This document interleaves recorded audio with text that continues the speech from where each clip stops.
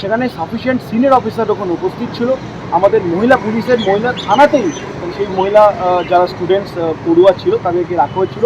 Even আমি বলতে চাই তাদেরকে ওখানে রাত্রেবেলা যেহেতু অনেক রাত্রে ওদেরকে আমরা ওদের ফ্যামিলি বা লয়ারের হাতে ছেড়েছিলাম, তো ওদের যে ইভেন খাওয়া দাওয়ার ব্যবস্থাটা আমরা করেছিলাম। তো আমি জানি না যে এটা কেন করছে। আমি আপনাদেরকে এটাও বলবো যে একটা সার্টেন পলিটিক্যাল পার্টি, একটি রাজনৈতিক দল, বামপন্থী একটি দল, সেটি এটাকে চেষ্টা করছে, তাদের জেলার যারা লিডারশিপ আছে তারা এটাকে একটা ইস্যু করার চেষ্টা করছে। আমার কাছে আপনারা কি ভাইরাল ভিডিও পেয়েছেন আমি এখনও সেটা কগনিজেন্স আসেনি, তো আমার কাছে কি ভাইরাল অডিও আমি পেয়েছি যেখানে সেই পার্টিকুলার রাজনৈতিক দলের জেলার যে জেনারেল সেক্রেটারি আছে তিনি বলছেন এই একটা ভালো ইস্যু পেয়েছি, পুলিশকে চেপে ধর, আইসির নামে অভিযোগ কর, হাইকোর্টে নিয়ে যা, পুলিশকে হ্যারাস কর।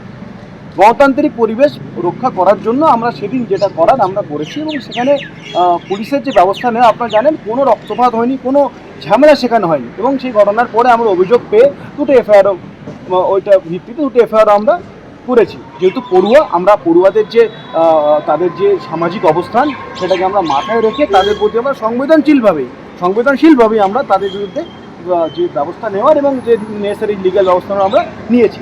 কিন্তু এটাকে একটি পার্টিকুলার রাজনৈতিক দল, বামপন্থী একটি রাজনৈতিক দল, সেটিকে পুলিশকে চাপ দেওয়া, ওসির নামে কমপ্লেন কর, আইসির নামে কমপ্লেন করে অযথা এই জিনিসটাকে একটি অন্যদিকে নিয়ে যাওয়ার চেষ্টা করছে।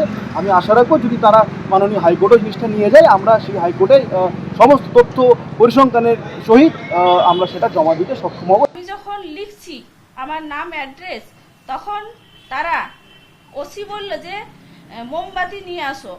মোমবাতি তারা নিয়ে এসে সেটাকে জ্বালিয়ে, তখন সেই মোমবাতির জ্বলন্ত যে মোম সেটা আমার হাতে ঢেলে দেওয়া হয় এবং পায়ের বিভিন্ন জায়গায় ছ্যাঁকা দেওয়া হয়।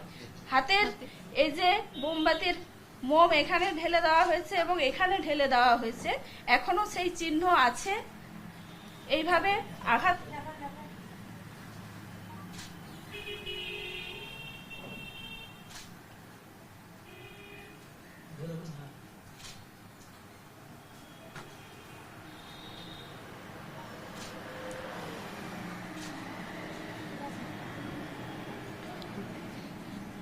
এইভাবে আমাকে মারতে থাকে এবং বলে, থানার ওসি বলছেন যে আমাদের এই থানার অনেক বড় জায়গা আছে যেখানে তোমাদেরকে মেরে পুঁতে দিলেও কিন্তু কেউ কোনো খোঁজ তল্লাশ পাবে না।